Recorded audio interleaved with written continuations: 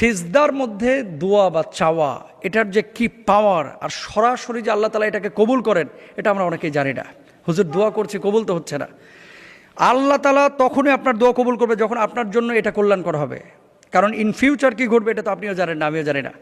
রাত্রিবেলায় এটা যে কি মজা, কি স্বাদ, একটু শুরু করেন না, দেখেন, বুঝতে পারবেন নিজেই। শেষ রাতে আল্লাহ সুবহানাহু ওয়া তাআলা নিজ আসমানে নেমে এসে বান্দাদেরকে ডাকেন, হাল মিন সাইলিন আনা মিন মুস্তাগফিরিন আলা কাদা হাত্তা মাতলুআল ফাজর। আছো কি কেউ? আমার কাছে চাও, আমি আল্লাহ সুবহানাহু ওয়া তাআলা তোমার সমস্ত প্রয়োজন মিটিয়ে দেব। আমি আল্লাহর কাছে বলো, আমি তোমার অসুস্থতাকে সুস্থতায় পরিণত করব।